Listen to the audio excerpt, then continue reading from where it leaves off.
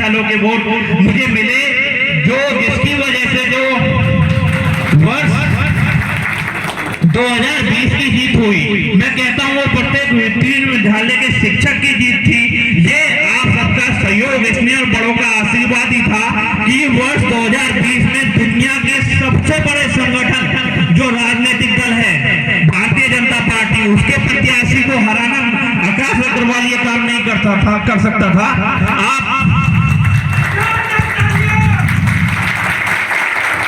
आप प्रत्येक शिक्षक ने आकाश अग्रवाल बन के खुद वोट डाले, अपने साथी शिक्षक से कहा कि मुझे वोट देने हैं। तो आज सबको ये तो दिखाई देता है कि डॉक्टर आकाश अग्रवाल विधान परिषद सदस्य हैं, मैं आप लोगों की आवाज भी उठाता हूं, लेकिन आप सबका जो सहयोग है वो दिखाई नहीं देता, क्योंकि किसी भी जो भवन की इमारत होती है वो तो दिखाई देती है, उसकी चोटी तो दिखाई देती है, लेकिन आप सब लोगों का जो उसमें बलिदान है, सहयोग है, वो नजर नहीं आता। तो इन सब कार्यक्रम के द्वारा मैं वो भी आप सबको धन्यवाद देना चाहता हूं कि आप सब लोगों का मुझे सहयोग मिला, और आप सब लोग कहीं नजर नहीं आते कि जो एक व्यक्ति जीतता है वही नजर आता है, आप सब लोग नजर नहीं आते हैं। तो मैं आप सब लोगों का एक तो आभार भी व्यक्त करता हूँ। आप लोगों की जो आवाज है वो विधान परिषद में मैं इसीलिए बार बार उठाता हूँ कि जो हमारे अधिकार हैं वो अधिकार हमें मिलते रहे, जो भेदभाव उत्तर प्रदेश सरकार या सरकार के द्वारा हो रहा है वो ना हो। मैं आपको एक चीज और बताना चाहूंगा, संविधान में लिखा हुआ है शिक्षा, कानून व्यवस्था और चिकित्सा समवर्ती सूची का विषय है। इसका मतलब होता है इस पे होने वाला 1 रुपए से लेकर 100 करोड़ तक जितनी भी धनराशि है उस पर सरकार व्यय करेगी। इसीलिए जो पुलिस है उस पे आप लोग 1 रुपए भी खर्च नहीं करते, सरकार के द्वारा संचालित होता है। सरकारी हॉस्पिटल भी इसीलिए बने हुए हैं क्योंकि संविधान में लिखा हुआ है। इसी तरीके से हमारे संविधान में लिखा हुआ है कि शिक्षा पे जो व्यय है वो सरकार करेगी। तो हमारे जो विभिन्न विद्यालय है इसमें जो शिक्षक है इन्हें कोषागार से वेतन मिलना चाहिए, जिससे वह सम्मान के साथ जीवन अपना जी पाए। तो जो ये भेदभाव है, असमानता है, वो हमें खत्म करनी है। साथ ही साथ देखते हैं कि जो सरकारी बेसिक विद्यालय है, बेसिक स्कूल है, उसमें कोई छात्र पढ़ने जाता है तो उसे निःशुल्क भोजन मिलता है, बुक्स मिलती हैं, बैग मिलता है, जूते मिलते हैं। और वही जब छात्र हमारे विद्यालय में आता है हम उनसे फीस भी लेते हैं और वो अपने आप बुक्स, ड्रेस, जूते ये सारी चीजें खरीदता है। संविधान कभी भी नहीं कहता कि भाई किसी क्षेत्र, जाति, धर्म के आधार पर भेदभाव होगा। तो ये भेदभाव विभिन्न सरकारी स्कूल के आधार पर उत्तर प्रदेश सरकार कर रही है। तो ये भेदभाव कब खत्म हो पाएगा? अकेला आकाश अग्रवाल ये नहीं कर सकता कि मानदेय भी मिल जाए, हमारा जो छात्रों के साथ भेदभाव है वो भी खत्म हो जाए। जिस दिन हम जागरूक हो जाएंगे, संगठित हो जाएंगे, हमें हमारे जो अधिकार हैं वो हमें अब स्वतः मिल जाएंगे, क्योंकि उत्तर प्रदेश सरकार भी समझ जाएगी, कोई भी सरकार समझ जाएगी कि अब इन विभिन्न विद्यालय के शिक्षकों को, प्रबंधकों को बेवकूफ नहीं बनाया जा सकता है। इन्हें इनके अधिकार हमें देने ही पड़ेंगे।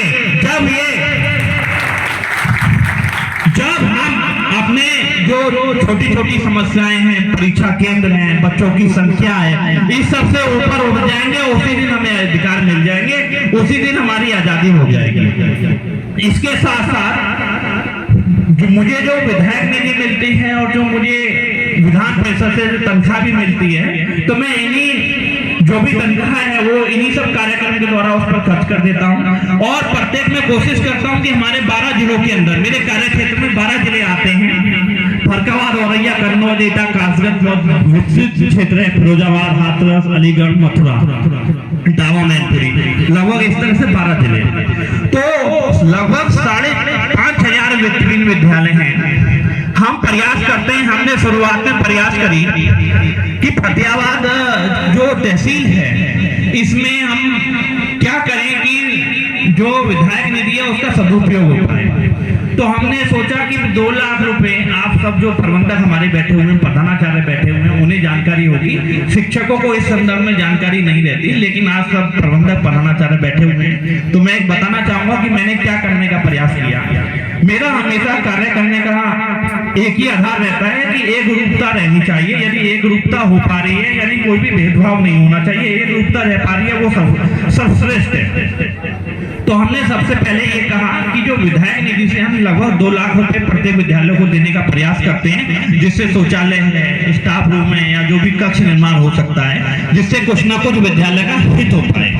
तो हमारे बहुत से प्रबंधक साथी आए, मित्र आए, बड़े आए, हमसे बुजुर्ग आए हमारे प्रबंधक, तो उन्होंने कहा कि 2 लाख रुपए में कुछ नहीं होता, आप इसे धनराशि को बढ़ा के 3 लाख कर दीजिए। तो हमने 3 लाख रुपए लिखने शुरू कर दिए। फिर हमारे साथी हमारे पास आए कि 3 लाख रुपए से भी कुछ नहीं होता है, आप इसे 4 लाख कीजिए। हमने इसे 4 लाख रुपए की धनराशि कर दी। हमने किसी से 1 रुपया भी नहीं लिया। बहुत से प्रबंधक बैठे हुए जिन्हें हमने विधायक निधि लिख के दी है, आप सब ये तो सबको पता ही है।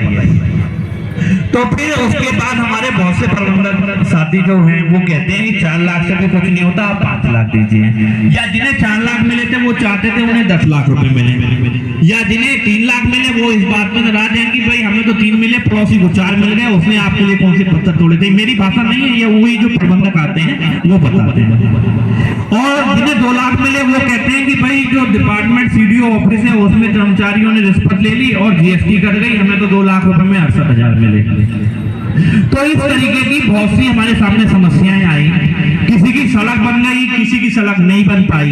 तो इस तरीके की जो असमानता रह पाई, तो हमने उससे सोचा कि पहले एक रूपता लाई जाए।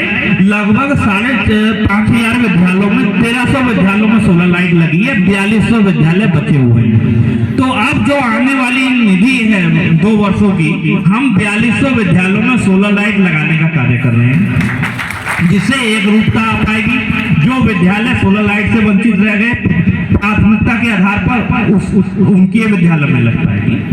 और हमारा ये प्रयास रहता है कि आप सब लोगों के कोई सुझाव है, आप लोग हमारे कोई भी जो साथी हैं वो हमें बता पाएंगे कि भाई आप इस तरह से एक रूपता ला सकते हैं, प्रत्येक विद्यालय को 10 लाख रुपए मिल जाएंगे, तो उनका स्वागत है। वो सुझाव भी दे सकते हैं हमें, जिस आधार पर प्रत्येक विद्यालय के लिए हम जो भी सहयोग कर पाए। उत्तर प्रदेश सरकार का धनराशि है, मेरी व्यक्तिगत धनराशि नहीं है। तो इस तरीके से हमारे कार्य करने का प्रयास रहता है कि एक रूपता रह पाए। लेकिन अब तक जो हमारे साथियों का जो कहना रहा, उस आधार पे हमने 2 लाख, 3 लाख, 4 लाख रुपए की निधि दी।